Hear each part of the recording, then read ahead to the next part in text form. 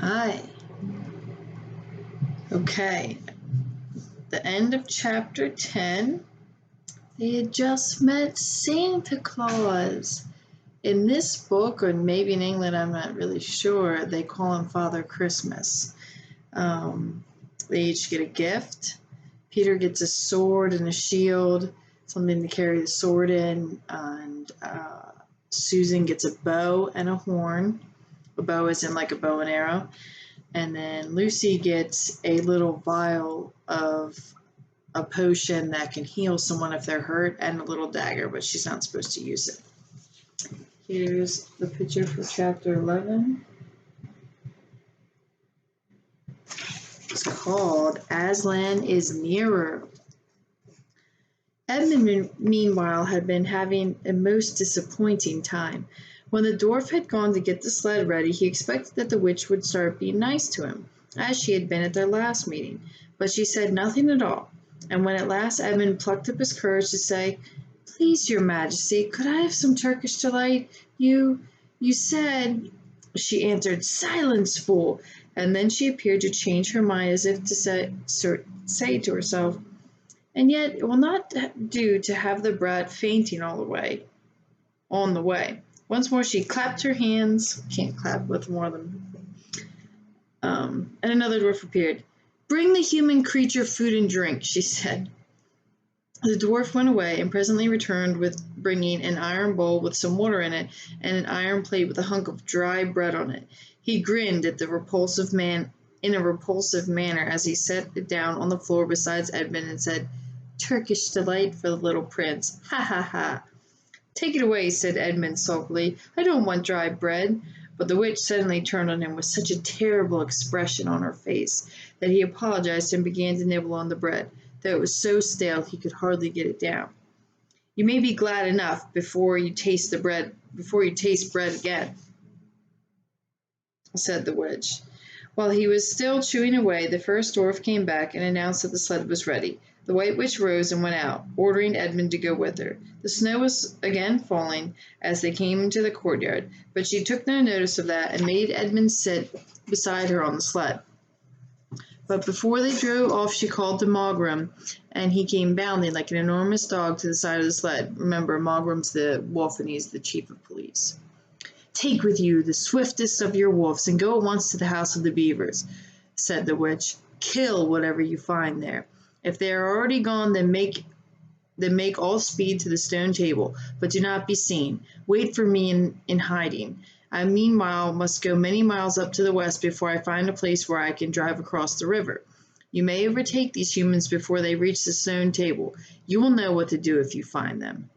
"I hear and obey, O Queen," growled the wolf, and immediately he shot away into the snow and darkness, as quickly as a horse can gallop.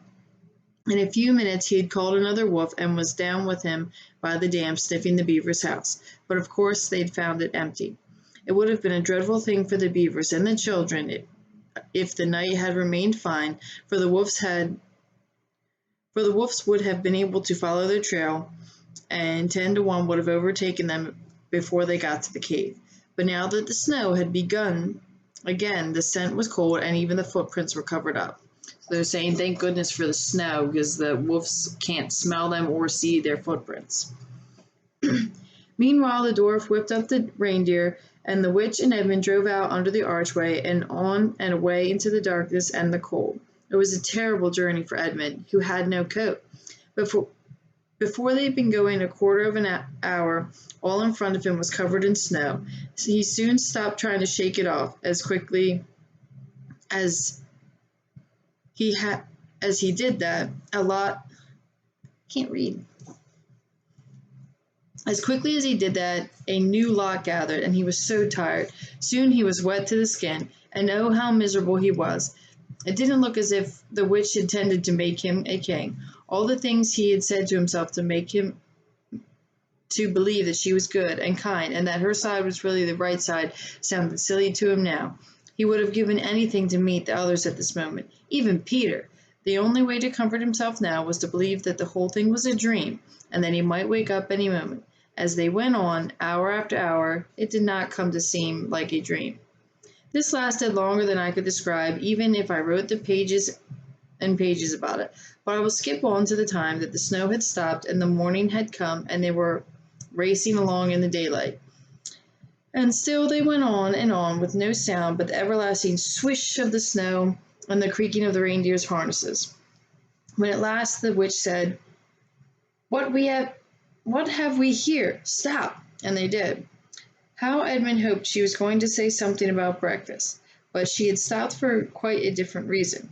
A little way off on the foot of a tree sat a merry party of a squirrel and his wife and their children, two satyrs and a dwarf and an old dog fox, all on stools around a table.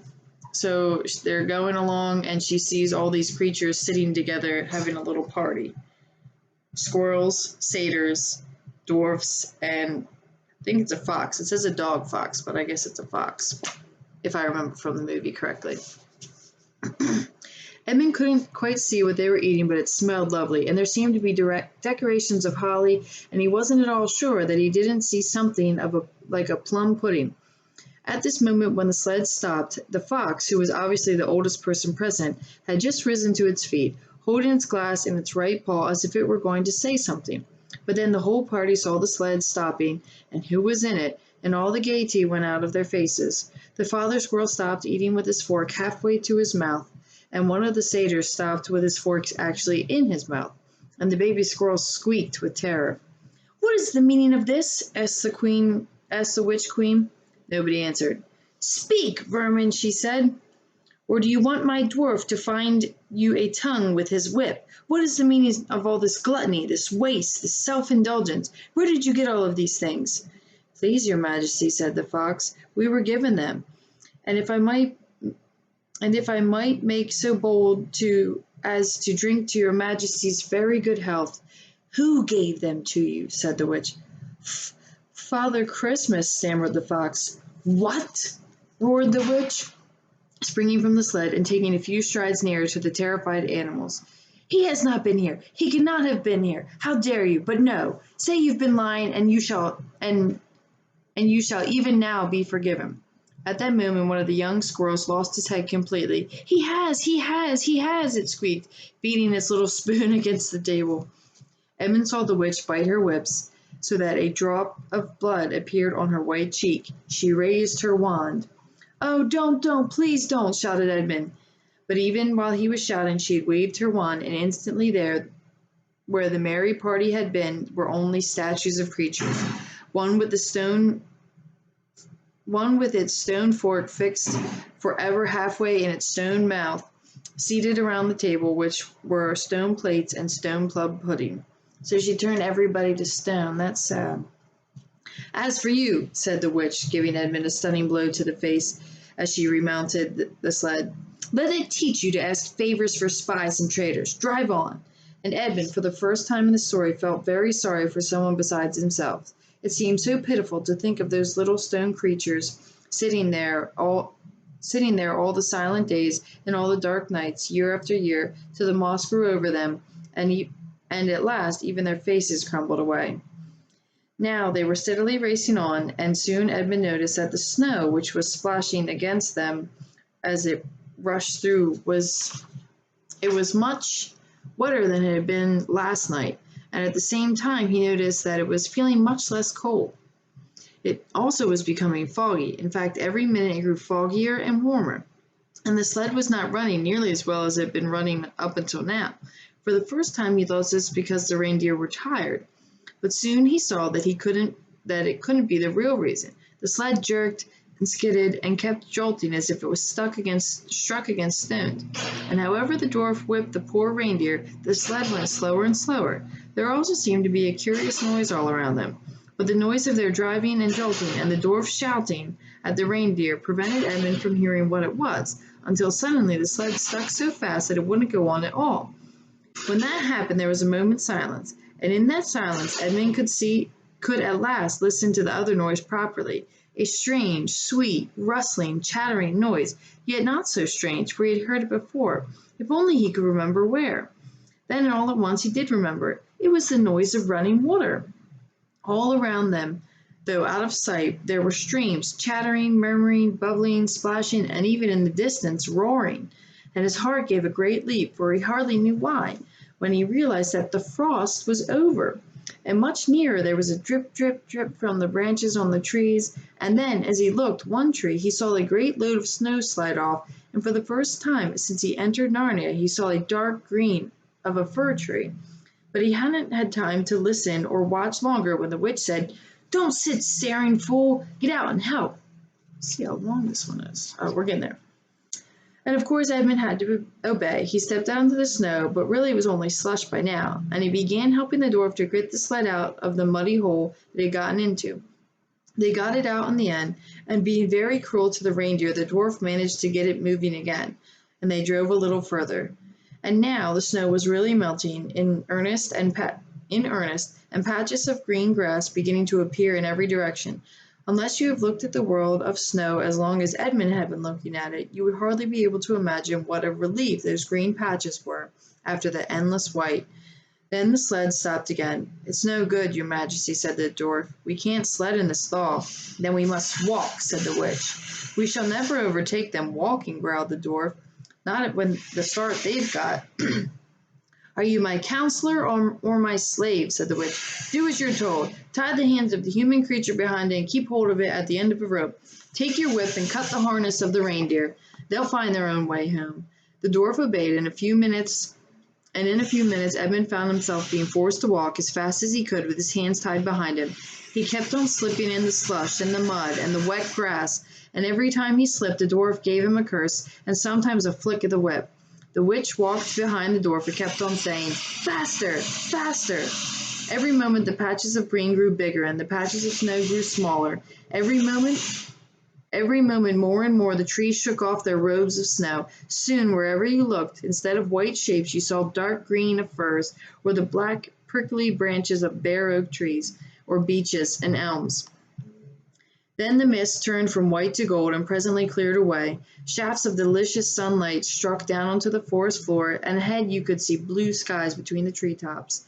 Soon there were more wonderful things happening. Coming suddenly around the corner into the glade a silver birch tree, Edmund saw the ground covered in all directions with little yellow flowers. Celandines. I don't know how to say that. It's a flower. The noise of the water grew louder. Presently they actually crossed a stream. Beyond it they found snowdrops growing.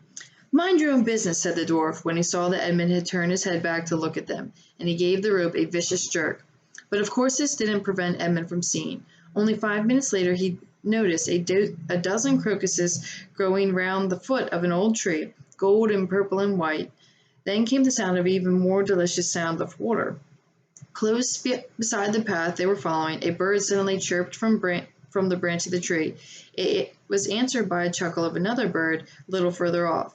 And then, as if there had been a signal, there was a chattering and chirping in every direction. And then a moment full of song, and within 5 minutes the whole wood was ringing with birds' music, and wherever Edmund turned he saw birds alighting on branches, or sailing overhead, or chasing one another, having one of their little quarrels, or tidying up their feathers with their beaks.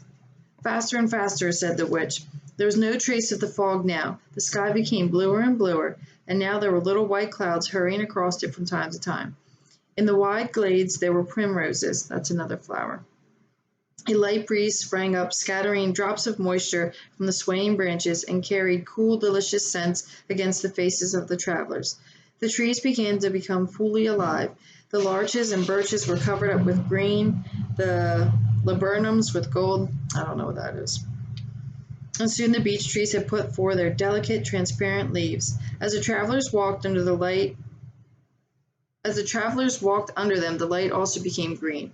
A bee buzzed across their path. "Ooh, only a couple seconds." "This is no thaw," said the dwarf, suddenly stopping. "This is spring. What are we to do? Your winter's been destroyed, I tell you. This is Aslan's doing." "If either of you mention that name again," said the witch, "he shall instantly be killed." "Ooh, I made it in time. Signing off."